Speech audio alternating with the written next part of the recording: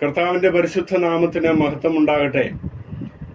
യേശുക്രിസ്തുവിന്റെ ധന്യനാമത്തിൽ എല്ലാവർക്കും സ്നേഹവന്ദനം അറിയിക്കുന്നു. ഇന്ന് നമ്മൾ ഇവിടെ ചിന്തിക്കുന്നതായിട്ടുള്ള വിഷയം യേശുക്രിസ്തുവിന്റെ രണ്ടാം വരവ് എന്നുള്ള വിഷയമാണ്.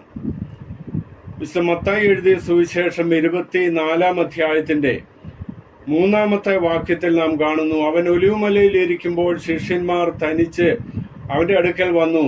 അത് എപ്പോൾ സംഭവിക്കുമെന്നും നിന്റെ വരവിനും ലോകാവസാനത്തിനും അടയാളം എന്ത് എന്നും പറഞ്ഞു തരണമെന്ന് അപേക്ഷിച്ചു എന്ന് നാം വായിക്കുന്നുണ്ട്. അപ്പോൾ ഇവിടെ 2-ാം വാക്യത്തിൽ നമ്മൾ കാണുന്നത്, ഇവിടെ ശിഷ്യന്മാര് കർത്താവിന്റെ അടുക്കൽ വന്നിട്ട് ദൈവാലയത്തിന്റെ പണിയെല്ലാം കാണിക്കുകയാണ്.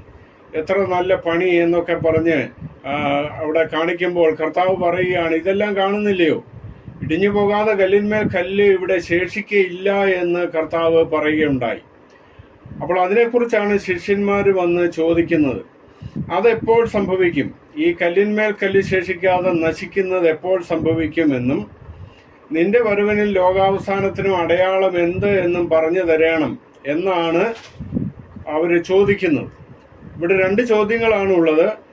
ഈ കല്ലിന്മേൽ കല്ല് ശേഷിക്കാതെ നശിക്കുന്ന സംഭവം എപ്പോഴുണ്ടാകും, അതുപോലെ കർത്താവിന്റെ രണ്ടാം വരവിനും ലോകാവസാനത്തിനും അടയാളം എന്ത് എന്നും പറഞ്ഞു തരണം എന്നാണ് കർത്താവിന്റെ അടുക്കൽ വന്ന് ശിഷ്യന്മാര് ചോദിക്കുന്നത്. ഇവിടെ ഈ 2 ചോദ്യത്തിന് കർത്താവ് മറുപടി പറയുമ്പോൾ ഇത് ഒന്നിച്ചൊരു മറുപടിയാണ് പറയുന്നത് എന്നുള്ളത് നമ്മൾ ശ്രദ്ധിക്കണം. ഇതിന് 2ആയിട്ട് മറുപടി പറഞ്ഞില്ല. അതിന് കാരണമുണ്ട്. ഈ കല്ലിന്മേൽ കല്ല് ശേഷിക്കാതെ ദൈവാലയം നശിക്കുന്നത് AD 70 ഭാഗികമായിട്ട് സംഭവിച്ച കാര്യമാണ് എന്നുള്ളത് നമ്മൾ ചരിത്രത്തിൽ കാണുന്നുണ്ട്.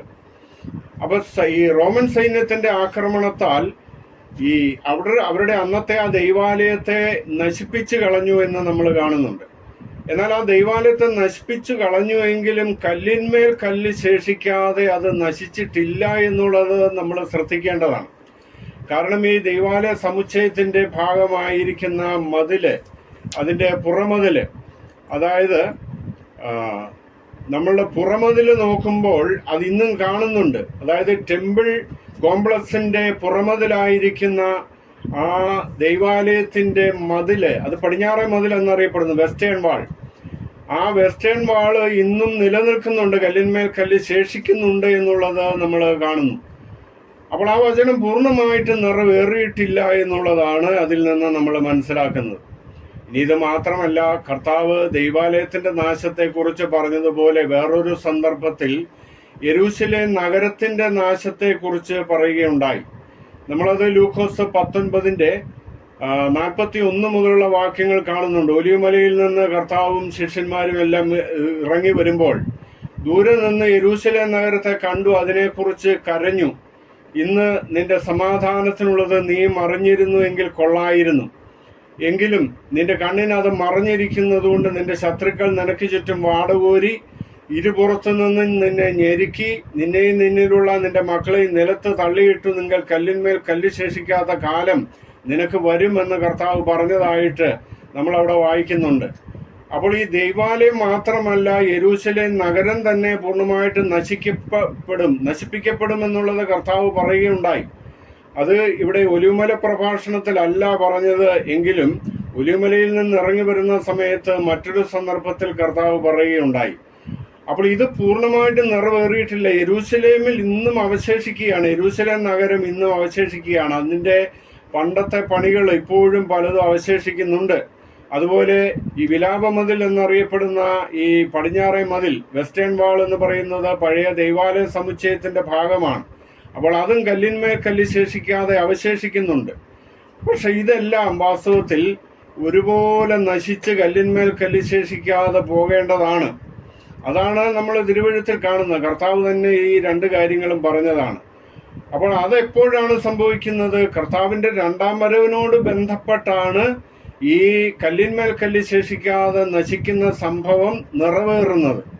അതുകൊണ്ട് നിന്റെ വരവിനും ലോകാവസാനത്തിന് അടയാളം എന്ത് എന്ന് പറഞ്ഞു തരണം എന്നുള്ള ആ ഒരു ചോദ്യത്തിനും കല്ലിന്മേൽ കല്ല് ശേഷിക്കാതെ ഈ നഗരം നശിക്കുമെന്നുള്ള ആ ഒരു കാര്യവും കൂടെ ഒന്നിച്ചാണ് കർത്താവ് പറഞ്ഞത്. ഈ രണ്ട് ഉത്തരവും വേറെ വേറെ വ്യത്യസ്തമായിട്ടല്ല, ഇത് ഒന്നിച്ചാണ് മറുപടി പറഞ്ഞത്. അതിന്റെ കാരണം കർത്താവിന്റെ രണ്ടാം വരവിലാണ് ആ വചനങ്ങളെല്ലാം പൂർണ്ണമായിട്ട് നിറവേറുന്നത് എന്നുള്ളതാണ് അതിന്റെ കാരണം.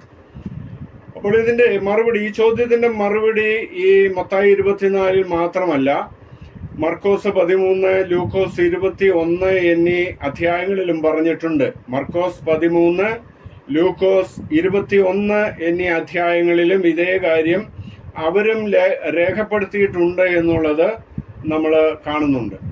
അപ്പോൾ നിന്റെ വരവിന് ലോകാവസാനത്തിന് അടയാളം എന്ത് എന്ന് പറഞ്ഞു തരണമെന്ന് അവർ ചോദിച്ചപ്പോൾ കർത്താവ് അടയാളങ്ങളെ കുറിച്ച് പറഞ്ഞു. അതിന്റെ ലക്ഷണങ്ങൾ എന്ന് അതിനെക്കുറിച്ച് നമുക്ക് പറയാം.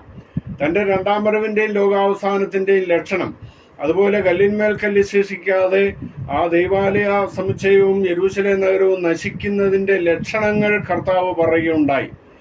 അപ്പൊ ലക്ഷണങ്ങളാണ് ആദ്യം നിറവേറുന്നത് എന്നുള്ളത് വ്യക്തമാണ്. രണ്ടാം വരവാണോ അതിനെക്കുറിച്ച് പറഞ്ഞ ലക്ഷണങ്ങളാണോ ആദ്യം നിറവേറുന്നത് എന്ന് ചോദിച്ചാൽ ഒരു കുട്ടിക്ക് പോലും പറയാൻ പറ്റും, ലക്ഷണങ്ങൾ ആദ്യം നിറവേറും പിന്നെ രണ്ടാം വരവ് നിറവേറും എന്നുള്ളത് കുട്ടികൾക്ക് പോലും മനസ്സിലാകുന്ന കാര്യമാണ്. പക്ഷെ അത് ഇന്നും പലർക്കും മനസ്സിലായിട്ടില്ല എന്നുള്ളത് ഒരു വസ്തുതയാണ്. അതുകൊണ്ട് നമ്മൾ മനസ്സിലാക്കേണ്ടത് കർത്താവിന്റെ രണ്ടാം വരവിന്റെ ലക്ഷണം ആദ്യം നിറവേറുകയും പിന്നെ രണ്ടാം വരവ് സംഭവിക്കുകയും ചെയ്യും. ഇത് ചിലർക്ക് മനസ്സിലായിട്ടില്ല എന്ന് പറയുവാൻ കാരണം, കർത്താവിന്റെ മേഘപ്രത്യക്ഷതയ്ക്ക് മുമ്പായിട്ട് ഒരു കാര്യവും ഇനി നിറവേറുവാനില്ല എന്ന് പഠിപ്പിക്കുന്നവര് ധാരാളമുണ്ട്. കർത്താവിന്റെ രണ്ടാം വരവിന്റെ ലക്ഷണങ്ങളായിട്ട് ഇനി ഒന്നും നിറവേറുവാനായിട്ടില്ല.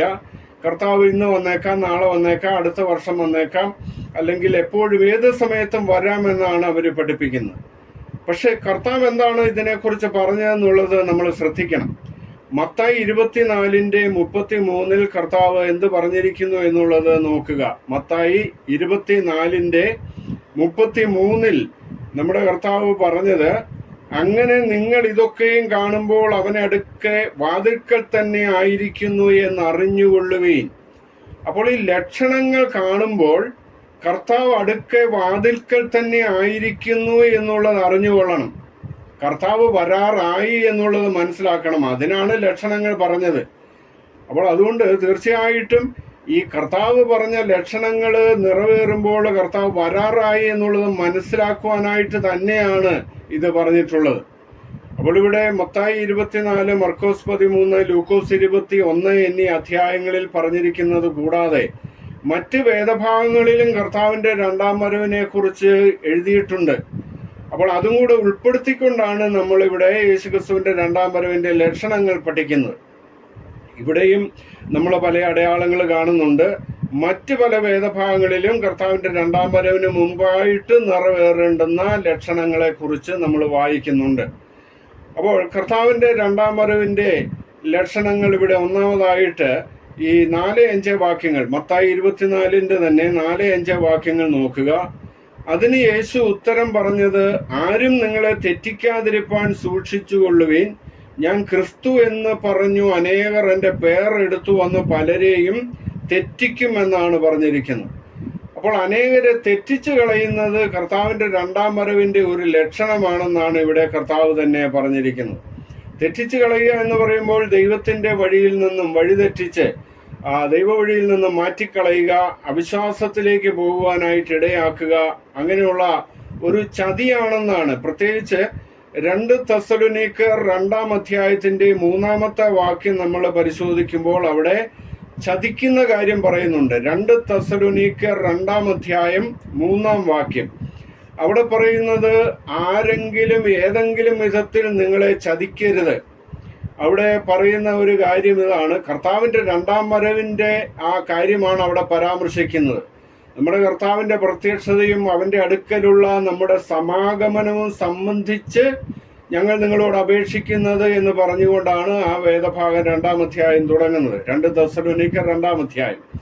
അപ്പോൾ അവിടെ പറയുന്നത്, ആരും നിങ്ങളെ തെറ്റിക്കാതിരിപ്പാൻ, ഏതെങ്കിലും വിധത്തിൽ നിങ്ങളെ തെറ്റിക്കാതിരിക്കുവാൻ സൂക്ഷിച്ചുകൊള്ളുവീൻ. ചിലർ വ്യാജ ആത്മാക്കളിലും ഞങ്ങൾ എഴുതി എന്നുള്ളതായ വല്ല ആത്മാവിനാൽ എന്നാ പറഞ്ഞിരിക്കുന്നത്. വല്ല ആത്മാവിനാലും ഞങ്ങൾ എഴുതി എന്നുള്ള ഭാവത്താലും ഉള്ള ലേഖനത്താലും നിങ്ങളെ തെറ്റിച്ചു കളയാതിരിക്കാനായിട്ട് നിങ്ങൾ സൂക്ഷിച്ചു കൊള്ളണമെന്ന് പറഞ്ഞിരിക്കുകയാണ്. അപ്പൊ കർത്താവിന്റെ രണ്ടാം വരവിനോട് ബന്ധപ്പെട്ട് ആളുകൾ വിശ്വാസികളെ തെറ്റിച്ചു കളയുന്ന അനുഭവം ഉണ്ടാകും എന്നുള്ളത് കർത്താവിന്റെ വചനത്തിൽ നിന്നും ഇതുപോലെ ഈ വേദഭാഗങ്ങളിൽ നിന്നും കർത്താവ് തന്നെ നേരിട്ടത് പറഞ്ഞു. അതുപോലെ അപ്പോസ്തലനായ പൗലോസ് മുഖാന്തരം പരിശുദ്ധാത്മാവ് ആ കാര്യം നമ്മളോട് പറഞ്ഞിട്ടുണ്ട്. അപ്പൊ അതൊരു ചതിയാണെന്നാണ് പറഞ്ഞിരിക്കുന്നത്. ക്രിസ്തുവിന്റെ രണ്ടാം വരവിനോട് ബന്ധപ്പെട്ട് വചന സത്യങ്ങളെ കോട്ടി മാറ്റിക്കളഞ്ഞിട്ട് വഞ്ചിക്കുന്ന അനുഭവം ഉണ്ടാകും. അങ്ങനെ ആരെങ്കിലും നിങ്ങളെ ഏതെങ്കിലും വിധത്തിൽ വഞ്ചിക്കാതിരിക്കാൻ സൂക്ഷിച്ചു കൊള്ളുവീൻ എന്നാണ് 2 തെസ്സലോനിക്കർ 2:3 പറയുന്നത്. അപ്പോൾ അനേകരെ തെറ്റിച്ച് കളയുമെന്നുള്ളത് സംശയമില്ലാത്ത കാര്യമാണ്. അത് നമ്മൾ സൂക്ഷിക്കണം, വിശ്വാസികളെല്ലാം അത് സൂക്ഷിക്കണം. അപ്പൊ തെറ്റിച്ച് കളയുന്നത് ഏതെങ്കിലും ആത്മാവിനാല് അതുപോലെ ഈ ദൈവത്തിന്റെ വചനമാണെന്ന് തോന്നിപ്പിക്കുന്ന നിലയിലുള്ള ലേഖനത്താലൊക്കെ തെറ്റിച്ച് കളയുവാനായിട്ട് ഇടയായി തീരുമെന്നാണ് അവിടെ നാം കാണുന്നത്. അപ്പൊ അതുകൊണ്ട് വിവിധവും അന്യവുമായ ഉപദേശങ്ങളാൽ ആരും നിങ്ങളെ വലിച്ചുകൊണ്ടു പോകരുത് എന്നാണ് ഇതിനെക്കുറിച്ച് എബ്രായ ലേഖനം 13:9 വാക്യത്തിൽ നമ്മൾ കാണുന്നത്. വിവിധവും അന്യവുമായ ഉപദേശങ്ങളാൽ ആരും നിങ്ങളെ വലിച്ചുകൊണ്ടു പോകരുത്. അപ്പം വിവിധമായ അന്യമായ ഉപദേശങ്ങൾ തീർച്ചയായിട്ടും ഈ കാര്യത്തിലും മറ്റനേക കാര്യങ്ങളിലും ഉണ്ടാകും. അതുകൊണ്ട് നിങ്ങളെ വലിച്ചുകൊണ്ടു പോകാതിരിക്കാൻ, വിശ്വാസത്തിൽ നിന്ന് തെറ്റിച്ച് കളയാതിരിക്കുവാൻ, ദൈവവഴിയിൽ നിന്നും വലിച്ച് മാറ്റിക്കളയുവാൻ ഇടയാകരുത് എന്നുള്ള മുന്നറിയിപ്പാണ് അവിടെ പറഞ്ഞിരിക്കുന്നത്. അപ്പൊ ഇതൊരു ലക്ഷണമാണ് അനേകരെ തെറ്റിച്ച് കളയുന്ന അനുഭവം. അതുപോലെ 1 തിമോഥെയോസ് 4:1 വാക്യത്തിൽ 1 തിമോഥെയോസ് 4:1 നമ്മൾ കാണുന്നത്, ഭാവി കാലത്ത് ചിലർ വ്യാജാത്മാക്കളെയും ഭൂതങ്ങളുടെ ഉപദേശത്തെയും ആശ്രയിച്ച് ഭോഷ്ക് പറയുന്നവരുടെ കപടത്താൽ വിശ്വാസം ത്യജിക്കും എന്നാണ് അവിടെ പറഞ്ഞിരിക്കുന്നത്. അപ്പൊ വ്യാജാത്മാക്കൾ, അതുപോലെ ഭൂതങ്ങളുടെ ഉപദേശം, അതിലൊക്കെ ആശ്രയിച്ച് ഭോഷ്ക് പറയും, കള്ളം പറയുന്നവരുടെ ഉപദേശത്താൽ അനേകര് വീണുപോകുവാൻ, വിശ്വാസം വിട്ടുകളയുവാൻ, വിശ്വാസം ത്യജിച്ചു കളയുവാൻ ഇടയായി തീരും. അതുകൊണ്ട് സൂക്ഷിച്ചു കൊള്ളണം എന്ന് അവിടെയും നമ്മൾ വായിക്കുന്നുണ്ട്. അപ്പൊ അതുകൊണ്ട് ഇങ്ങനെ അനേകരെ തെറ്റിച്ചു കളയുന്ന അനുഭവം ഈ കാലത്തൊക്കെ വളരെ അധികമുണ്ട്. അതുകൊണ്ട് നമ്മൾ വളരെ സൂക്ഷിക്കേണ്ടതാണ്. കർത്താവിന്റെ രണ്ടാം വരവിനെ കുറിച്ച് കൃത്യമായിട്ട് മനസ്സിലാക്കിയിരിക്കേണ്ടതാണ്, അല്ലെങ്കിൽ തെറ്റിപ്പോകും.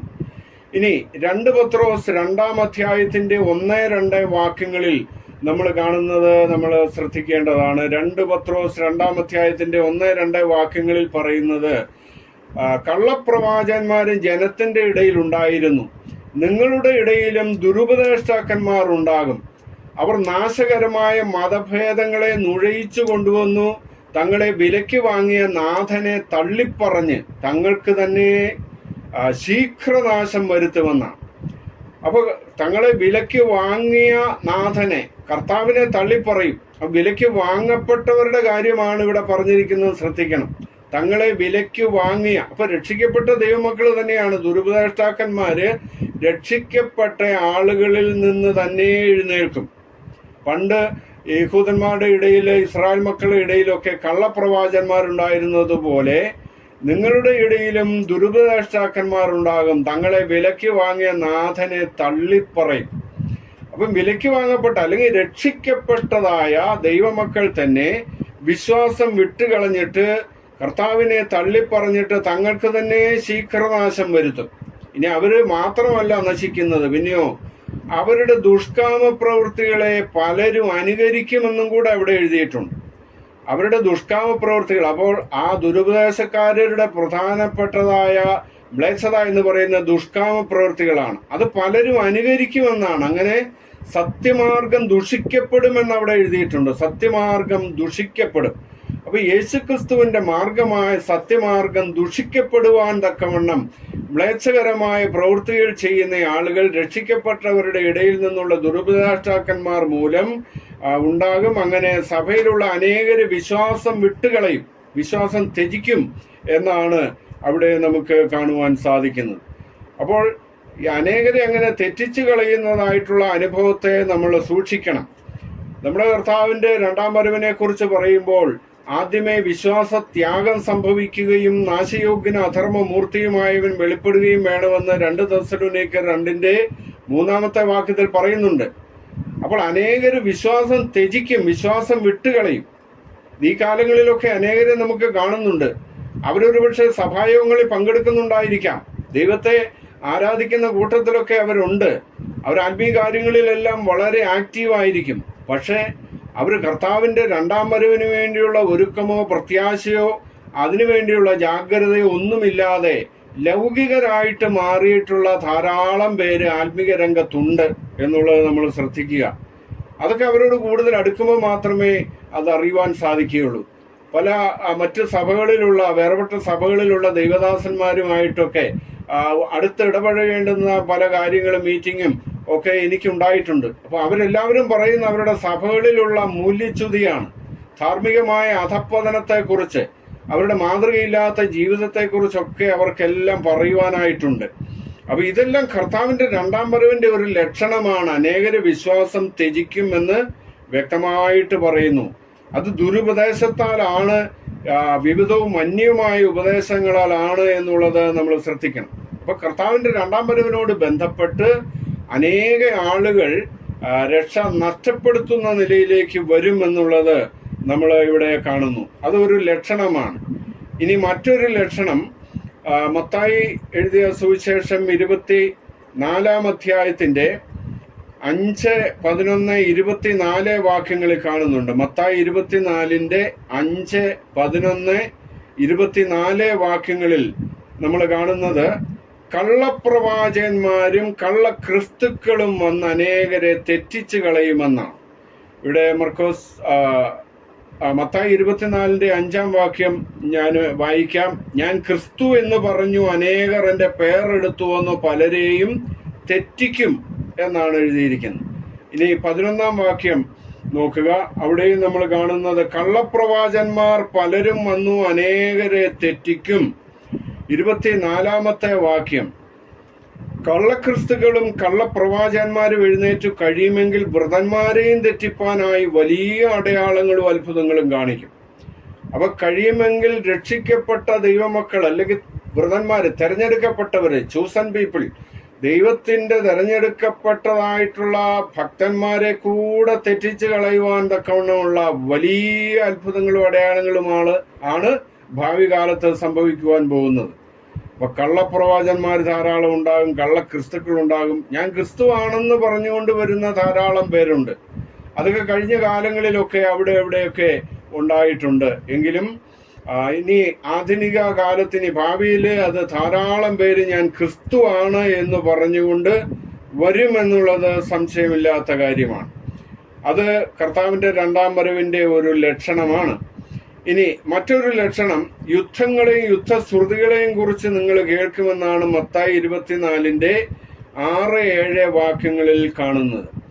നിങ്ങൾ യുദ്ധങ്ങളെയും യുദ്ധശ്രുതികളെയും കുറിച്ച് കേൾക്കും, ചഞ്ചലപ്പെടാതിരിപ്പാൻ സൂക്ഷിച്ചുകൊള്ളുവീൻ. അത് സംഭവിക്കേണ്ടത് തന്നെ, എന്നാൽ അത് അവസാനമല്ല. ജാതി ജാതിയോടും രാജ്യം രാജ്യത്തോടും എതിർക്കും, ക്ഷാമവും ഭൂകമ്പവും അവിടെ ഉണ്ടാകും. അപ്പൊ ഇവിടെ നമ്മൾ കാണുന്ന യുദ്ധങ്ങളെയും യുദ്ധശ്രുതികളെയും കുറിച്ച് കേൾക്കും. യുദ്ധങ്ങൾ ഉണ്ടാകുന്നത് നമ്മൾ കേൾക്കും, ഇതാ വലിയ യുദ്ധം വരുന്നു എന്നുള്ള ശ്രുതി കേൾക്കും. അപ്പോൾ നമുക്ക് സംശയം തോന്നും, യുദ്ധങ്ങളൊക്കെ ധാരാളം നടന്നിട്ടുണ്ടല്ലോ, 2 ലോക മഹായുദ്ധങ്ങൾ തന്നെ നടന്നിട്ടുണ്ട്. ഇത് കർത്താവിന്റെ രണ്ടാം വരവിന്റെ ലക്ഷണമാണെന്ന് പറഞ്ഞാൽ അത് കഴിഞ്ഞിട്ട് എത്രയോ വർഷങ്ങളായി എന്നൊക്കെ ചിലർക്ക് സംശയം തോന്നാം. ചില കാര്യങ്ങളൊക്കെ കർത്താവിന്റെ രണ്ടാം വരവിനോട് ബന്ധപ്പെട്ട് മാത്രം നിറവേറുന്നതല്ല എന്നുള്ളത് നമ്മൾ ശ്രദ്ധിക്കേണ്ടതാണ്.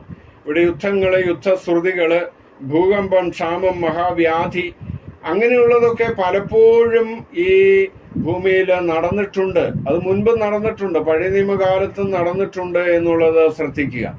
എന്നാൽ ഇവിടെ കർത്താവിന്റെ രണ്ടാം വരവിനോട് ബന്ധപ്പെട്ട് പറയുമ്പോൾ ഇവിടെ അതിന്റെ 24-ന്റെ 6, 7 വാക്യങ്ങളിൽ നമ്മൾ കണ്ടത് എന്താണ്? ഇവിടെ നമ്മൾ കാണുന്ന ഒരു വാക്ക്, ഇവിടെ വായിക്കുന്ന ഒരു കാര്യം, നിങ്ങൾ ചഞ്ചലപ്പെടാതിരിപ്പാൻ സൂക്ഷിച്ചുകൊള്ളുവീൻ. അപ്പൊ നമ്മൾ ഇപ്പോൾ അവിടെ ഇസ്രായേലും ഹമാസും തമ്മിലുള്ള യുദ്ധത്തിന് നമുക്ക് വലിയ ചഞ്ചലപ്പെടേണ്ടുന്ന അവസ്ഥയൊന്നുമില്ല. റഷ്യയും യുക്രൈനുമായിട്ടുള്ള യുദ്ധത്തിൽ നമുക്ക് വലിയ ഭയപ്പെടേണ്ട കാര്യമൊന്നുമില്ല. പക്ഷെ മർക്കോസും ലൂക്കോസും എഴുതിയിരിക്കുന്നത് നോക്കുക. മർക്കോസ് 13:7 വാക്യത്തിൽ നമ്മൾ കാണുന്നത്, നിങ്ങൾ യുദ്ധങ്ങളെയും യുദ്ധശ്രുതികളെയും കുറിച്ച് കേൾക്കുമ്പോൾ ഭ്രമിച്ചു പോകരുത്. അപ്പോൾ ഭ്രമിച്ചു പോകുന്ന തരത്തിലുള്ളതായിട്ടുള്ള യുദ്ധങ്ങളും വലിയ മഹായുദ്ധത്തിന്റെ ഒരുക്കങ്ങളും അതിന്റെ ശ്രുതികളും ഒക്കെ കേൾക്കുമെന്നാണ് അവിടെ നമ്മൾ വായിക്കുന്നത്.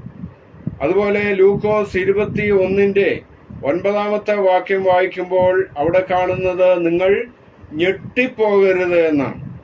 അപ്പോൾ നമ്മൾ ഇപ്പോൾ ഇതുവരെയൊക്കെ നടന്നിട്ടുള്ള യുദ്ധങ്ങളൊക്കെ അതിനെക്കുറിച്ച് കേൾക്കുമ്പോൾ നമ്മൾ ഞെട്ടിപ്പോകേണ്ടുന്ന അവസ്ഥയൊന്നും ഉണ്ടായിട്ടില്ല. പക്ഷേ കർത്താവിന്റെ രണ്ടാം വരവിനോട് ബന്ധപ്പെട്ട് നടക്കുവാൻ പോകുന്ന യുദ്ധങ്ങളൊക്കെ അതിഭയങ്കരമായ ഞെട്ടിപ്പോകുന്ന അല്ലെങ്കിൽ ഭ്രമിച്ചു പോകുന്ന ചഞ്ചലപ്പെടുന്ന അത്തരത്തിലുള്ളതായ യുദ്ധങ്ങളാണ് എന്നുള്ളതാണ് നമ്മൾ മനസ്സിലാക്കേണ്ടതായ കാര്യം.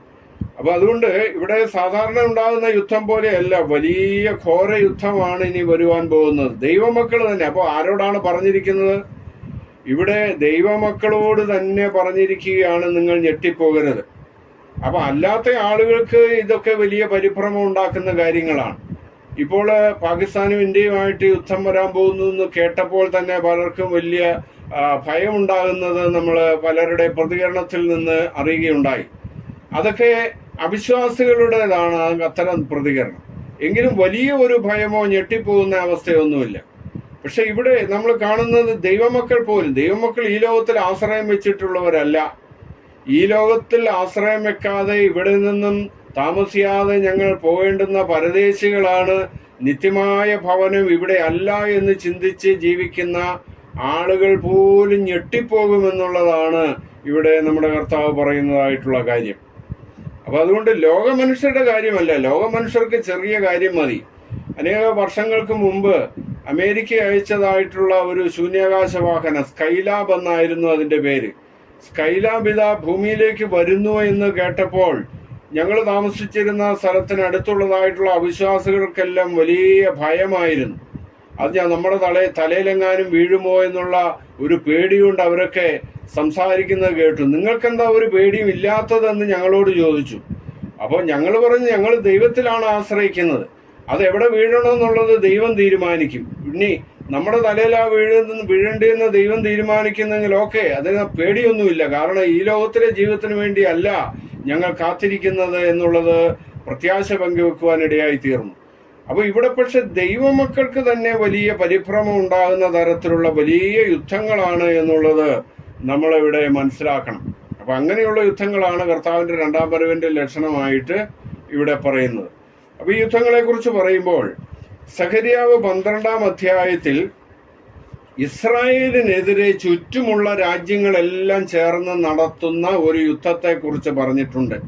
അപ്പോൾ ഇവിടെ യെരൂശലേമിനെതിരെയുള്ള വലിയ ആക്രമണത്തെ കുറിച്ചാണ് പറയുന്നത്. സഖരിയ 12 1 മുതൽ 6 വരെയുള്ള വാക്യങ്ങളിൽ നമ്മൾ ഇത് കാണുന്നുണ്ട്. പ്രവാചകം, ഇസ്രായേലിനെ കുറിച്ചുള്ള യഹോവയുടെ അരുളപ്പാട്, ആകാശം വിരിക്കുകയും ഭൂമിയുടെ അടിസ്ഥാനമിടുകയും മനുഷ്യന്റെ ആത്മാവിനെ അവന്റെ ഉള്ളിൽ നിർമ്മിക്കുകയും ചെയ്തിരിക്കുന്ന യഹോവയുടെ അരുളപ്പാട്, ഞാൻ യെരൂശലേമിനെ ചുറ്റുമുള്ള സകല ജാതികൾക്കും ഒരു പരിഭ്രമപാത്രമാക്കും. യെരൂശലേമിന്റെ നിരോധത്തിങ്കൽ അത് യഹൂദയ്ക്കും വരും.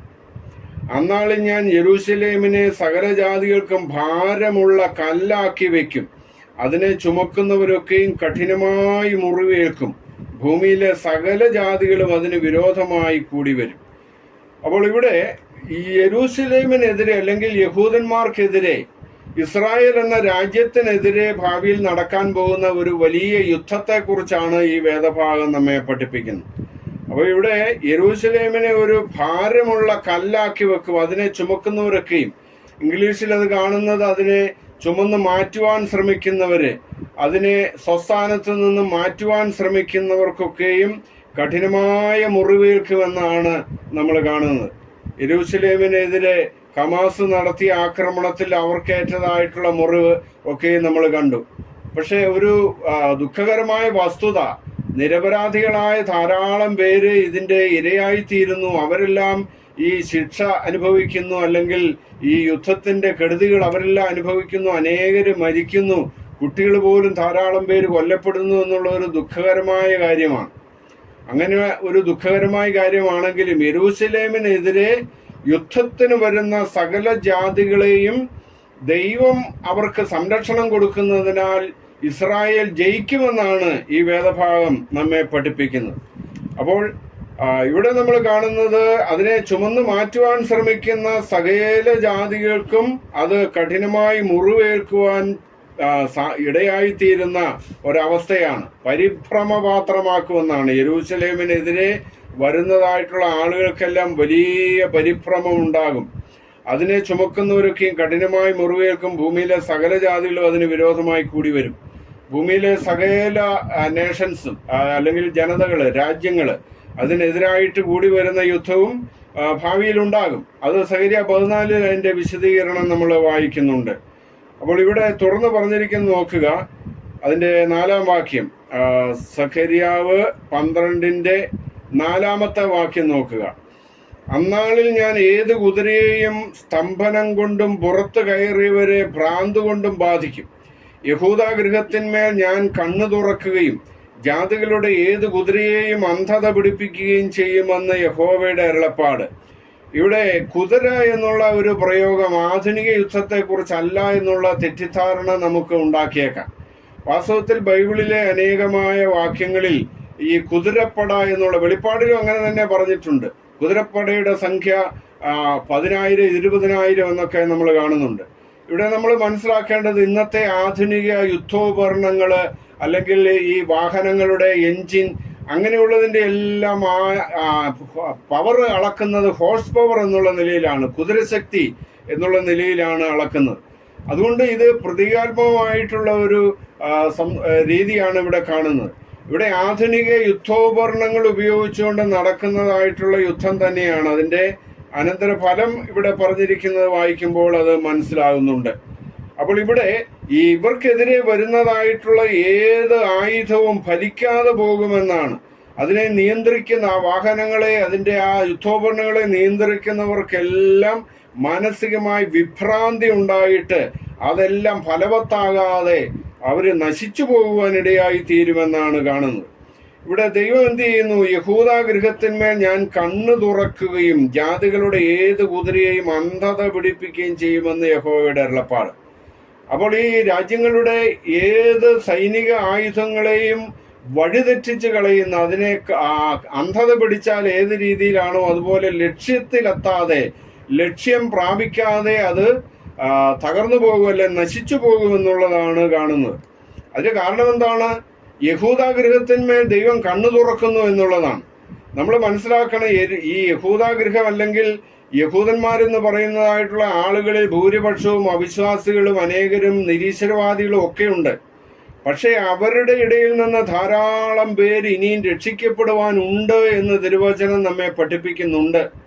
അപ്പോൾ അതുകൊണ്ട് ദൈവം ഒരു കാര്യം, നമ്മൾ പ്രവചനത്തിൽ കാണുന്ന ഒരു കാര്യം, മുന്തിരിയിലെ ഒരു ഫലം കണ്ടിട്ട് അതിനെ നശിപ്പിക്കരുത് എന്ന് പറയുന്നത് പോലെ ഈ ജനതയുടെ കാര്യം പറയുമ്പോൾ അവരെ നശിപ്പിച്ച് കളയാതെ ദൈവം അവരിൽ നിന്ന് അനേകര് വീണ്ടെടുക്കാനുള്ളത് കൊണ്ട് അവരെ സമൂഹമായിട്ട് നശിപ്പിക്കുവാൻ വരുന്നതായിട്ടുള്ള ശത്രുക്കളോട് ദൈവം യുദ്ധം ചെയ്യും.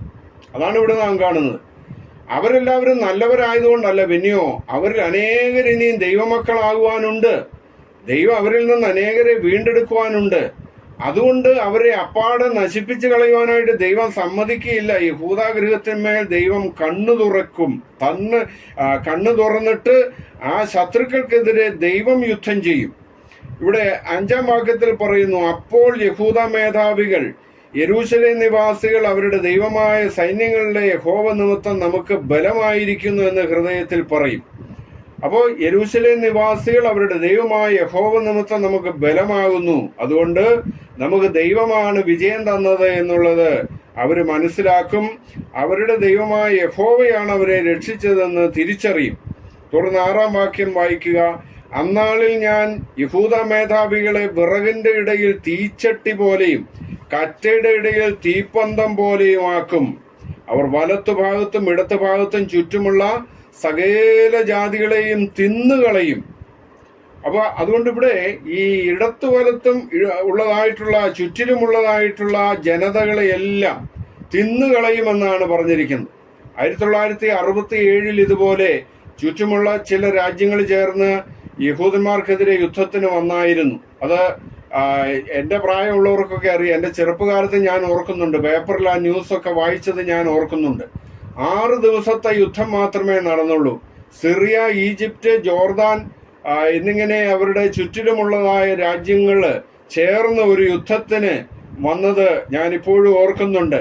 വെറും 6 ദിവസം കൊണ്ട് ശത്രുവിന്റെ ആ സൈനിക ഉപകരണങ്ങളെ പ്രവർത്തിപ്പിക്കുന്നതിന് മുമ്പേ അവരുടെ എയർപോർട്ടുകളിൽ നിന്ന് അവരുടെ യുദ്ധവിമാനങ്ങൾ പറന്നുയരുന്നതിന് മുമ്പേ ഇസ്രായേൽ അവിടെ എല്ലാം ചെന്ന് ബോംബിട്ട് അതിനെല്ലാം നശിപ്പിച്ചു. വളരെ അത്ഭുതകരമായിട്ട് ദൈവം അവരെ രക്ഷിച്ചു എന്നുള്ളത് ഒരു ചരിത്ര സംഭവമാണ്. അത് നമുക്ക് പ്രായമുള്ളവർക്കൊക്കെ അറിയാം, അല്ലെങ്കിൽ നമ്മൾ മാധ്യമങ്ങളിലൂടെ ചെറുപ്പക്കാരും അത് കേട്ടിട്ടുണ്ടായിരിക്കും. അപ്പൊ ദൈവം ഒരു ജനതയ്ക്ക് കൂട്ടുനിന്നാൽ അവരുടെ ശത്രുക്കൾ എപ്രകാരം പരാജയപ്പെടുമെന്നുള്ളത് അതിലൂടെ ദൈവം വെളിപ്പെടുത്തി കൊടുത്തതാണ്. അന്ന് അവര് പഴയ യെരൂശലേം നഗരം അവര് പിടിച്ചെടുത്തു. അത് അവരുടെ സ്വന്തമായി, ഇന്നും അത് സ്വന്തമായി ഇരിക്കുകയാണ്. ഗോലാൻ കുന്നുകൾ സിറിയയിൽ നിന്ന് അവർ പിടിച്ചെടുത്തു. അതുപോലെ കിഴക്ക് ഭാഗത്ത് ജോർദാനിൽ നിന്നും ചില ഭാഗങ്ങൾ അവർ പിടിച്ചെടുത്തു. അപ്പൊ ഇങ്ങനെ യഹൂദന്മാർക്കൊരു വലിയ വിജയമാണ് ഉണ്ടായത്. അപ്പോൾ ഇവിടെ തിന്നുകളയുമെന്നൊക്കെ ഇവിടെ പറഞ്ഞിരിക്കുന്നതായ ഈ യുദ്ധം ഇനിയും വരുവാൻ പോകുന്നതേ ഉള്ളൂ. 1967 യുദ്ധത്തെക്കാൾ കഠിനമായിരിക്കുന്ന ഒരു യുദ്ധമാണ് ഇവിടെ നമ്മൾ കാണുന്നത്. ഇതിനെക്കുറിച്ച് നമ്മൾ യെഹെസ്കേൽ 38 വായിക്കുന്നുണ്ട്. അവിടെ ഈ ചുറ്റുമുള്ള ജാതികളുടെ കൂടെ ആഫ്രിക്കയിൽ നിന്നും ഉള്ള പല ശത്രുക്കളും, അതുപോലെ ഇറാൻ തുടങ്ങിയതായിട്ടുള്ള രാജ്യങ്ങളും, സിറിയ, ഈജിപ്റ്റ് തുടങ്ങിയതായിട്ടുള്ള അനേക രാജ്യങ്ങൾ ഒക്കെ അവർക്കെതിരെ യുദ്ധത്തിന് വരുമെന്നൊക്കെ യെഹെസ്കേൽ 38 അതിനെക്കുറിച്ച് വിവരിക്കുന്നുണ്ട്. അപ്പൊ അതുകൊണ്ട് ഇവിടെ ദൈവം അവരുടെ ആ സംരക്ഷണം ഏറ്റെടുത്തുകൊണ്ട് അവരിൽ നിന്നും അനേകരെ രക്ഷിക്കുവാനായിട്ട് ദൈവത്തിന് പദ്ധതി ഉണ്ട് എന്നുള്ളത് നമ്മൾ ഓർക്കുക. അപ്പൊ അങ്ങനെ ഒരു മഹായുദ്ധം ഇനിയും അവിടെ നടക്കാൻ പോകുന്നു എന്നുള്ളത് തിരുവെഴുത്ത് നമ്മെ പഠിപ്പിക്കുന്നുണ്ട്. അതുകൊണ്ട് നമ്മൾ ഈ യുദ്ധങ്ങളൊക്കെ കാണുമ്പോൾ ഞെട്ടിപ്പോകണ്ട, ഭ്രമിച്ചു പോകണ്ട. അതാദ്യം സംഭവിക്കേണ്ടുന്നത് തന്നെ, അവസാനം ഉടനെ അല്ലതാനും എന്നാണ് കർത്താവ് പറഞ്ഞിരിക്കുന്നത്. അപ്പൊ ഈ യുദ്ധങ്ങൾ നടക്കുമ്പോൾ ഇതാ ലോകാവസാനം വന്നേ എന്നൊക്കെ പറഞ്ഞുകൊണ്ട് പല ഉപദേഷ്ടാക്കന്മാരും ഒക്കെ പല മെസ്സേജുകളും ഒക്കെ യൂട്യൂബിലും ഫേസ്ബുക്കിലും ഒക്കെ കൊടുക്കാറുണ്ട്. അത് മുമ്പും പലപ്പോഴും കണ്ടിട്ടുള്ളതാണ്. അങ്ങനെയുള്ള യുദ്ധങ്ങൾ, യെരൂശലേമിനെതിരെ യുദ്ധങ്ങൾ തുടങ്ങുമ്പോൾ തന്നെ ഇവരിങ്ങനെ പ്രചരിപ്പിക്കാൻ തുടങ്ങും. പക്ഷെ ഇതൊന്നും കേട്ട് നമ്മൾ തെറ്റിപ്പോകേണ്ട കാര്യമില്ല. ഇതൊക്കെ കഴിഞ്ഞിട്ട് വളരെ വർഷങ്ങൾ, ഒരുപക്ഷെ വർഷങ്ങൾ കഴിഞ്ഞിട്ടായിരിക്കാം കർത്താവിന്റെ രണ്ടാം വരവും ലോകാവസാനവും നടക്കുന്നത്. അപ്പൊ ഇതാദ്യം സംഭവിക്കേണ്ടുന്നത് തന്നെ, അവസാനം ഉടനെ അല്ലതാനും എന്നാണ് കർത്താവ് പറഞ്ഞിരിക്കുന്നത്.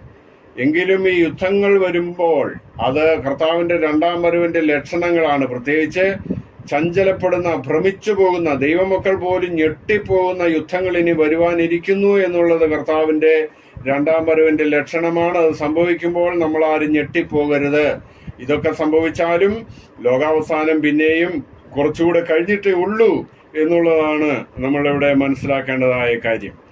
അതുപോലെ കർത്താവിന്റെ രണ്ടാം വരവിന്റെ മറ്റൊരു ലക്ഷണമാണ്, ഞാൻ അല്പം മുമ്പ് അത് പരാമർശിച്ചു, യഹൂദന്മാരിൽ അനേകര് രക്ഷയിലേക്ക് വരുവാനുള്ള ഒരു സംഭവം ഇനി നടക്കുവാൻ പോകുകയാണ്. റോമർക്കെഴുതിയ ലേഖനം 9-ാം അധ്യായത്തിന്റെ 25-26 വാക്യങ്ങളിൽ നമ്മളിത് കാണുന്നുണ്ട്. റോമർക്കെഴുതിയ ലേഖനം 9-ാം അധ്യായത്തിന്റെ 25-26 വാക്യങ്ങളിൽ ഇങ്ങനെ കാണുന്നു: എന്റെ ജനമല്ലാത്തവരെ എന്റെ ജനമെന്നും പ്രിയയല്ലാത്തവളെ പ്രിയ എന്നും ഞാൻ വിളിക്കും. നിങ്ങൾ എന്റെ ജനമല്ല എന്ന് അവരോട് പറഞ്ഞ ഇടത്തിൽ അവർ ജീവനുള്ള ദൈവത്തിന്റെ മക്കൾ എന്ന് വിളിക്കപ്പെടും എന്ന് ഹോശേയ പുസ്തകത്തിലും അരുളി ചെയ്യുന്നുവല്ലോ. അപ്പോൾ ഇവിടെ കരുണാപാത്രങ്ങളായ നമ്മിൽ തന്റെ തേജസ്സിന്റെ ധനം വെളിപ്പെടുത്തുവാൻ ഇച്ഛിച്ചിട്ട് നാശയോഗ്യമായ കോപപാത്രങ്ങളെ വളരെ ദീർഘക്ഷമയോടെ സഹിച്ചുവെങ്കിൽ എന്ത് എന്നാണ് 24-ാം വാക്യത്തിൽ ചോദിച്ചിരിക്കുന്നത്. അപ്പോൾ യഹൂദന്മാര് യേശു കർത്താവിനെ തള്ളിക്കളഞ്ഞവരും അനേക ദൈവജനത്തെ കൊന്നുകളഞ്ഞവരും അപ്പോസ്തലന്മാരെ എല്ലാം ഉപദ്രവിച്ചവരും കൊന്നവരുമാണ്. അവര് കോപപാത്രങ്ങളായിട്ട് തീർന്നു. അതുകൊണ്ട് തന്നെ അനേക രാജ്യങ്ങളിൽ അവർ സമൂഹമായിട്ട് കൊല്ലപ്പെട്ടു. ജർമ്മനിയിൽ ഹിറ്റ്ലറുടെ നേതൃത്വത്തിൽ ഉണ്ടായതായിട്ടുള്ള ആ വലിയ സംഹാരം, യഹൂദന്മാരുടെ ആ കൂട്ട സംഹാരമൊക്കെ നമ്മൾ ചരിത്രത്തിൽ അറിഞ്ഞിട്ടുള്ളവരാണ്.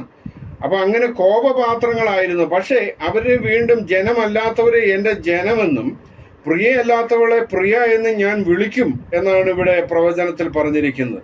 നിങ്ങൾ എൻ്റെ ജനമല്ല എന്ന് അവരോട് പറഞ്ഞിടത്തിൽ അവർ ജീവനുള്ള ദൈവത്തിന്റെ മക്കൾ എന്ന് വിളിക്കപ്പെടും. അപ്പം ദൈവമക്കളായിട്ട് അനേക യഹൂദന്മാർ ഇനിയും രക്ഷയിലേക്ക് വരേണ്ടതുണ്ട്. എന്നാൽ എല്ലാവരും അങ്ങ് രക്ഷയിൽ വരുമെന്ന് ചിലർക്കൊരു ധാരണയുണ്ട്. അത് ഒരിക്കലും ഇല്ല എന്ന് തൊട്ട് അടുത്ത വാക്യത്തിൽ പറയുന്നുണ്ട്. യെശയ്യാവ് ഇസ്രായേലിനെ കുറിച്ച്, ഇസ്രായേൽ മക്കളുടെ എണ്ണം കടൽക്കരയിലെ മണൽ പോലെയായിരുന്നാലും ശേഷിപ്പത്രേ രക്ഷിക്കപ്പെടൂ. കർത്താവ് ഭൂമിയിൽ തന്റെ വചനം നിവർത്തിച്ച് ക്ഷണത്തിൽ തീർക്കും എന്ന് വിളിച്ചു പറയുന്നു. യെശയ്യാവ് 10:20 മുതൽ 22 വരെയുള്ള വാക്യങ്ങളിൽ നിന്നുള്ള ഉദ്ധരണിയാണ് ഇവിടെ നമ്മൾ കാണുന്നത്. യെശയ്യാവ് 10:20 മുതൽ 22 വരെയുള്ള വാക്യങ്ങളിൽ ഇസ്രായേൽ മക്കളുടെ എണ്ണം കടൽക്കരയിലെ മണൽ പോലെയായിരുന്നാലും രക്ഷിക്കപ്പെടുവാനുള്ള ഒരു ശേഷിപ്പ് മാത്രം മടങ്ങി വരുമെന്നാണ് അവിടെ പറഞ്ഞിട്ടുള്ളത്.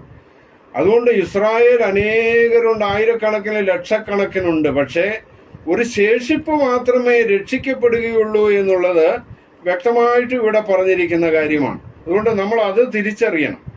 ഇനി അതിൻ്റെ റോമർ 9:27-28 വാക്യങ്ങളിൽ നമ്മൾ ഇത് കണ്ടു. തുടർന്ന് 11-ാം അധ്യായത്തിലേക്ക് പോകാം. 28-ാം അധ്യായത്തിൽ കർത്താവ് ക്ഷണത്തിൽ ഇതെല്ലാം നിവർത്തിച്ച് തീർക്കും, ദൈവത്തിന്റെ പദ്ധതിയെല്ലാം ക്ഷണത്തിൽ നിവർത്തിച്ച് തീർക്കുമെന്ന് പറയുന്നുണ്ട്. ഇനി റോമർ 11-ാം അധ്യായത്തിന്റെ 5-ാം വാക്യം വായിക്കുമ്പോൾ നമ്മൾ അവിടെ കാണുന്ന കാര്യം ഇങ്ങനെയാണ്. റോമർ 11:5, അങ്ങനെ ഈ കാലത്തിലും കൃപയാലുള്ള തെരഞ്ഞെടുപ്പിൻ പ്രകാരം ഒരു ശേഷിപ്പുണ്ട്. ഒരു ശേഷിപ്പ് എന്നാണ് ഇവിടെ പറഞ്ഞിരിക്കുന്നത്. ഒരു റെമനന്റ്, ഒരു എല്ലാവരും അല്ല, ഒരു ദൈവത്തിന്റെ വകയായിട്ട് വേർതിരിക്കപ്പെടുന്ന ഒരു ശേഷിപ്പ് ഈ കാലത്തിലും ഉണ്ട് എന്ന് ഇവിടെ പറഞ്ഞിരിക്കുകയാണ്.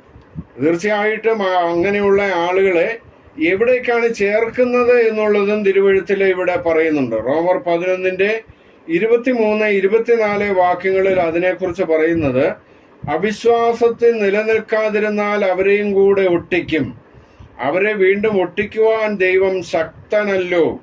സ്വഭാവത്താൽ കാട്ടുമരമായതിൽ നിന്ന് നിന്നെ മുറിച്ചെടുത്ത് സ്വഭാവത്തിന് വിരോധമായി നല്ല ഒലിവുമരത്തിൽ ഒട്ടിച്ചുവെങ്കിൽ സ്വാഭാവിക കൊമ്പുകളായവരെ സ്വന്തമായ ഒലിവുമരത്തിൽ എത്ര അധികമായി ഒട്ടിക്കും. അപ്പൊ ഇവിടെ ദൈവജനത്തെ, അതായത് സഭയെ, ഒരു ഒലിവുമരമായിട്ട് പറഞ്ഞിരിക്കുക. ഈ സഭയ്ക്ക് ആത്മീയ ഇസ്രായേൽ എന്നും തിരുവഴുത്തില് വെളിപ്പെടുത്തിയിട്ടുണ്ട്. ആത്മീയരായ ഇസ്രായേൽ, നമ്മൾ യാക്കോബ് 1:1 കാണുന്നത് ചിതറിപ്പാർക്കുന്ന 12 ഗോത്രങ്ങൾ എന്നാണ് സഭയെക്കുറിച്ച് പറഞ്ഞിട്ടുള്ളത്.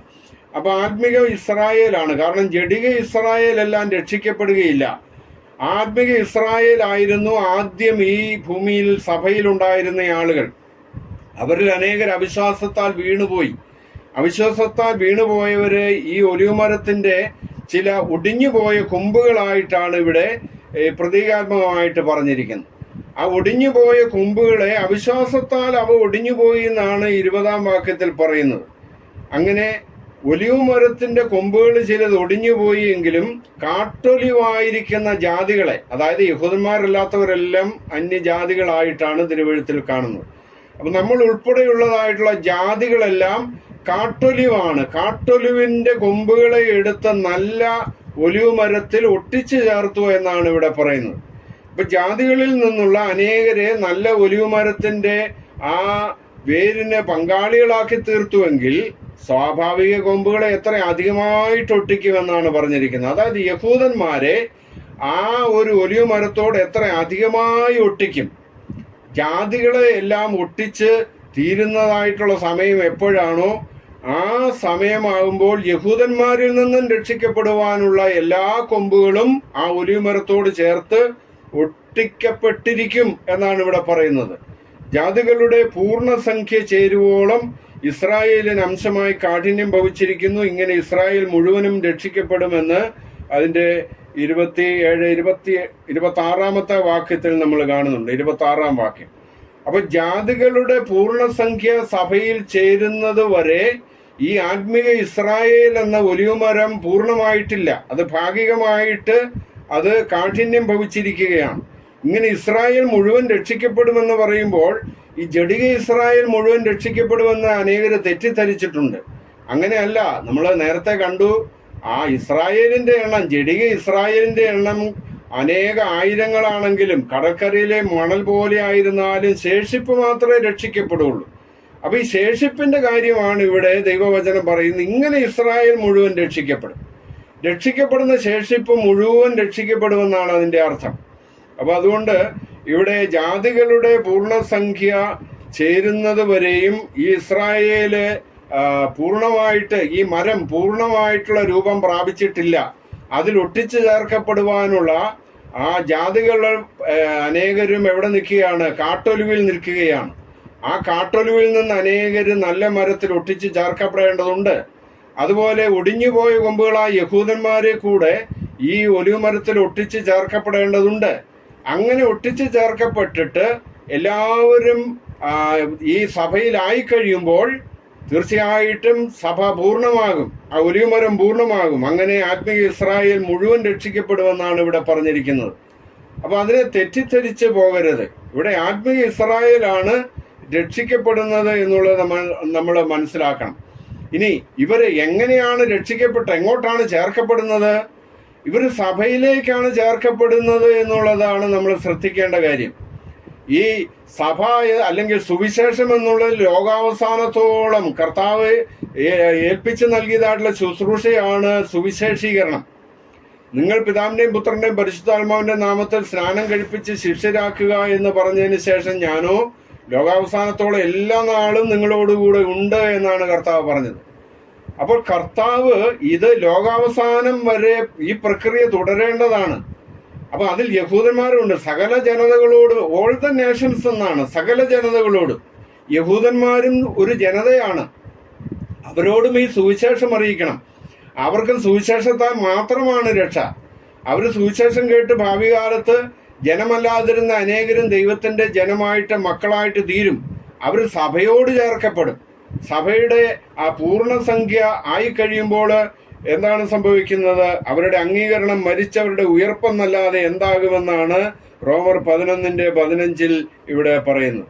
അപ്പോൾ അവരിൽ അനേകർ അംഗീകരിക്കപ്പെട്ട് ദൈവത്തിന്റെ സഭയോട് ചേർന്ന് കഴിയുമ്പോൾ മരിച്ചവരുടെ പുനരുത്ഥാനം അല്ലെങ്കിൽ കർത്താവിന്റെ രണ്ടാം വരവിന്റെ സമയമായി. അതുകൊണ്ടാണ് ഇവിടെ റോമർ 11:28 പറയുന്നത്, ഇങ്ങനെ ഇസ്രായേൽ മുഴുവൻ രക്ഷിക്കപ്പെടും. വിടുവിക്കുന്നവൻ സിയോനിൽ നിന്ന് വരും, അവൻ യാക്കോബിൽ നിന്ന് അഭക്തിയെ മാറ്റും. ഞാൻ അവരുടെ പാപങ്ങളെ നീക്കുമ്പോൾ ഇത് ഞാൻ അവരോട് ചെയ്യുന്ന നിയമം എന്ന് യെശയ്യാവ് 59:19 മുതൽ 21 വരെയുള്ള വാക്യങ്ങൾ ഇവിടെ ഉദ്ധരിച്ചിട്ടുണ്ട്. യെശയ്യാവ് 59:19 മുതൽ 21 വരെ വാക്യങ്ങൾ പറഞ്ഞിരിക്കുന്നത് അവിശ്വാസത്തിൽ നിലനിൽക്കാത്ത മനസാന്തരപ്പെടുന്നവരെ അവരെ വീണ്ടും ദൈവത്തിങ്കിലേക്ക് ചേർക്കുമെന്നാണ് അവിടെയും വായിച്ചു നോക്കിയാൽ നമുക്ക് മനസ്സിലാകും. അതുകൊണ്ട് അവിശ്വാസത്തിൽ നിലനിൽക്കാത്തതായിട്ടുള്ള യഹൂദന്മാരെയും സഭയോട് ചേർത്തൊട്ടിച്ച് സഭയെ മുഴുവൻ കർത്താവിന്റെ രണ്ടാം വരവിൽ ആകാശമേഘങ്ങളിൽ എടുത്ത് അവരെ പുനരുത്ഥാനം അല്ലെങ്കിൽ ഉയർത്തെഴുന്നേൽപ്പിച്ച് ആകാശമേഘങ്ങളിൽ എടുത്ത് രക്ഷിക്കുന്ന പദ്ധതിയാണ് ദൈവത്തിന്റെ പദ്ധതി. അതുകൊണ്ട് യഹൂദന്മാരിൽ അനേകരിനി രക്ഷിക്കപ്പെടുവാനുണ്ട്. ധാരാളം പേര് രക്ഷിക്കപ്പെടും. അങ്ങനെ രക്ഷിക്കപ്പെടുവാനുള്ള സമൂഹത്തോട് ഏത് ലോകജാതിയിൽ യുദ്ധത്തിന് വന്നാലും ദൈവം അവരുടെ മേൽ കണ്ണു തുറക്കുകയും ശത്രുവിനെതിരെ യുദ്ധം ചെയ്യുകയും ചെയ്യും. അല്ലാതെ അവിശ്വാസികളായ യഹൂദന്മാരുടെ നല്ല ഗുണം കൊണ്ടൊന്നുമല്ല. അവരെല്ലാം ദൈവത്തിന്റെ ജനമല്ല. അവരിൽ അനേകരും നിരീശ്വരവാദികളാണ്. അവരിൽ അനേകരും ദുഷ്ടന്മാരാണ്. അവർ ധാരാളം മ്ലേച്ഛതകളുണ്ട്. എങ്കിലും അവരുടെ ഇടയിൽ ഒരു രക്ഷിക്കപ്പെടുവാനുള്ള ശേഷിപ്പുണ്ട്. ദൈവം അതിനെയാണ് നോക്കുന്നത്. അപ്പൊ അതുകൊണ്ട് മുന്തിരിയിൽ ഒരു ഫലം കണ്ടിട്ട് അതിനെ നശിപ്പിക്കരുത് എന്ന് യെശയ്യാപ്രവചനത്തിൽ ഒരു വചനം ഉള്ളതുപോലെ ദൈവം ആ ജനതയെ നശിപ്പിക്കാതെ നിർത്തിയിരിക്കുകയാണ്. എന്നാൽ ഭാവി കാലത്ത് അവരെല്ലാം നശിപ്പിച്ച് യെരൂശലേമിൽ കല്ലിന്മേൽ കല്ല് ശേഷിക്കാത്ത കാലം വരുമെന്നും ദൈവവചനം പറയുന്നുണ്ട്. അതിലേക്ക് നമുക്ക് പിന്നീട് വരാം. ആ വിഷയങ്ങളെക്കുറിച്ച് നമ്മൾ പിന്നീട് പഠിക്കുന്നുണ്ട്. അപ്പൊ അതുകൊണ്ട് തീർച്ചയായിട്ടും ഈ സഭയോട് ചേർത്ത് അനേക യഹൂദന്മാരെ ഒട്ടിക്കുന്നതായിട്ടുള്ള പദ്ധതിയാണ് ദൈവവചനത്തിലുള്ളത് എന്നുള്ളത് നമ്മൾ ശ്രദ്ധിക്കുക. അങ്ങനെ ദൈവവചനപ്രകാരമല്ലാതെ ഈ യേശു കർത്താവിന്റെ രണ്ടാം വരവിന്റെ ലക്ഷണങ്ങൾ മറ്റൊരു രീതിയിൽ പ്രതീക്ഷിച്ചിരുന്നാൽ ആ പ്രതീക്ഷയെല്ലാം അസ്തമിച്ചു പോകും. കർത്താവ് ഏത് നിമിഷവും വരുമെന്ന് പ്രതീക്ഷിച്ചിരിക്കുന്ന ആളുകൾക്ക് പല വചനങ്ങളും തിരിച്ചറിയുവാനായിട്ട് പറ്റുന്നില്ല എന്നുള്ളതാണ് ഒരു കുഴപ്പം. കർത്താവിന്റെ അല്ലെങ്കിൽ ആ മണവാളന്റെ വരവ് താമസിക്കുമ്പോൾ എന്ന് മത്തായി 25 ഒരു വചനം നമ്മൾ കാണുന്നുണ്ട്. അത് അനേകർക്കും തിരിച്ചറിയാൻ പറ്റുന്നില്ല. കർത്താവ് ഇന്ന് വരും നാളെ വരും എന്നൊക്കെ അവർ പ്രതീക്ഷിച്ചിരിക്കുന്നു. അതുപോലെ മത്തായി 24:44 നമ്മൾ കാണുന്നത് ഈ മനുഷ്യപുത്രൻ നിങ്ങൾ പ്രതീക്ഷിക്കാത്ത സമയത്ത് വരുമെന്നാണ് എഴുതിയിരിക്കുന്നത്. നനയ്ക്കാത്ത നാളിലും നിരൂപിക്കാത്ത നാഴികയിലും എന്നാണ് പറഞ്ഞിരിക്കുന്നത്. The Son of Man is coming at an hour when you do not expect him. നിങ്ങൾ അവനെ പ്രതീക്ഷിക്കാത്ത സമയത്ത് വരുമെന്നാണ് പറഞ്ഞിരിക്കുന്നത്. ഇത് അനേകർക്ക് തിരിച്ചറിയാൻ പറ്റുന്നില്ല. നമ്മൾ തിരിച്ചറിയണം. കർത്താവിന്റെ വരവ് തീർച്ചയായിട്ടും ഇന്ന് വരും നാളെ വരും അടുത്ത വർഷം വരുമെന്ന് പ്രതീക്ഷിക്കുന്ന സമയത്ത് വരികയില്ല എന്നാണ് അതിന്റെ അർത്ഥം. അല്ലാതെ ആ പ്രതീക്ഷിക്കുന്ന സമയത്ത് വരുമെന്നല്ല മനസ്സിലാക്കേണ്ടത്. അപ്പൊ അതുകൊണ്ട് കർത്താവിന്റെ വരവ് നമ്മൾ പ്രതീക്ഷിക്കുന്നതിനേക്കാളെല്ലാം വളരെ താമസിച്ചു പോകും എന്നുള്ളത് നമ്മൾ കൃത്യമായിട്ടും മനസ്സിലാക്കിയിരിക്കണം. അങ്ങനെ കർത്താവിന്റെ വരവിന്റെ ലക്ഷണങ്ങളെ കുറിച്ച് ഇനിയും നമുക്ക് പലതും പഠിക്കുവാനായിട്ടുണ്ട്. നമുക്ക് തൽക്കാലം ഇവിടെ സമയം പോവുകയാണ്. വേറൊരു വിഷയം ഏകലോക സാമ്രാജ്യം എന്നുള്ള വിഷയമാണ്. അത് കർത്താവിന്റെ രണ്ടാം വരവിന്റെ ഒരു ലക്ഷണമാണ്. അതിനെക്കുറിച്ച് നമുക്ക് കൂടുതലായിട്ട് പഠിക്കേണ്ടതായതുകൊണ്ട് തൽക്കാലം ഇവിടെ നമുക്ക് നിർത്താം. ദൈവം ഈ വചനങ്ങളാൽ നമ്മെ അനുഗ്രഹിക്കുമാറാകട്ടെ.